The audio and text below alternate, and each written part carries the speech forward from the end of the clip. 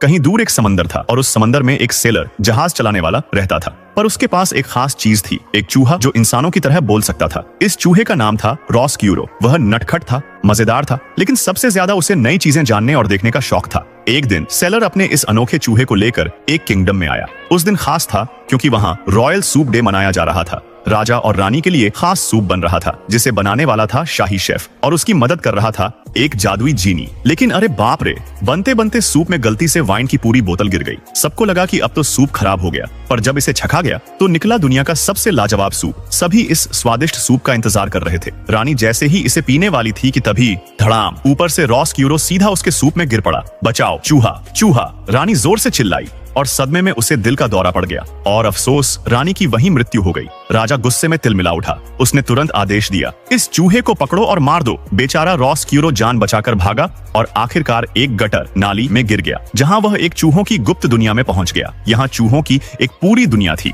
और उनका लीडर था एक बूढ़ा मगर बेहद खतरनाक चूहा। राजा ने गुस्से में सूप पर भी बैन लगा दिया और शाही शेफ का जीनी भी गायब हो गया। देखते ही देखते पूरे किंगडम में अकाल पड़ गया। कोई बारिश नहीं, कोई खुशहाली नहीं, सब कुछ उदास। इसी बीच चूहों की दुनिया में एक नया बच्चा पैदा हुआ। यह चूहा बाकी चूहों से अलग था। इसके कान खरगोश जैसे बड़े बड़े थे और यह डरता बिल्कुल नहीं था, इसीलिए इसका नाम रखा गया डेथस्प्रो।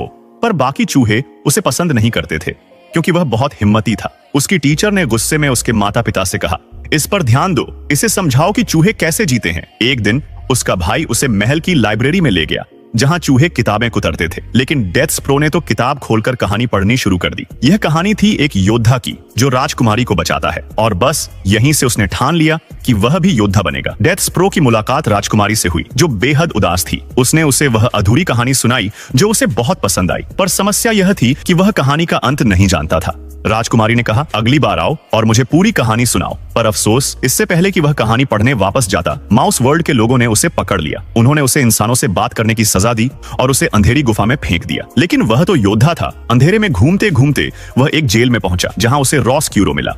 अब दोनों की दोस्ती हो गई। इधर राजकुमारी की मेड, लेकिन रोस्क्यूरो ने उसे भी धोखा दे दिया और खुद राजा बनने का सपना देखने लगा। जब डेथस्प्रो को यह पता चला तो उसने अपनी जान जोखिम में डालकर राजा तक पहुंचने की कोशिश की। लेकिन राजा आज भी शोक में डूबा था और उसने कुछ सुना ही नहीं। अब उसके पास सिर्फ एक ही चारा था, अपने परिवार की मदद लेना। लेकिन परिवार को तो लगा कि वह मर चुका था। बेचारा परेशान होकर टाउन की बेल बजाने लगा ताकि सबको यकीन हो जाए कि वह जिंदा है। उसी समय शेफ को सपने में सब्जियां नजर आईं और जब बेल बजी तो उसने फैसला किया कि अब वह दोबारा सूप बनाएगा। जैसे ही उसने सूप बनाया, उसका जीनी वापस आ गया और पूरे किंगडम से अकाल खत्म हो गया। अब डेथस्प्रो और जीनी राजकुमारी को बचाने निकल पड़े। उधर जंगली चूहों ने राजकुमारी को खाने की तैयारी कर ली थी, लेकिन रोस्क्यूरो को गिल्ट, पछतावा होने लगा। उसने राजकुमारी को बचाने की कोशिश की, पर लीडर उसे पकड़कर मारने वाला था। ठीक उसी वक्त डेथस्प्रो ने कैट को आजाद कर दिया और वह सारे चूस का इंतजार कर रही थी। बस कैट ने लीडर को खत्म कर दिया और सबकी जान बच गई। अब राजकुमारी ने रोस्क्यूरो को माफ कर दिया। मिक को उसके असली पिता जेलर मिल गए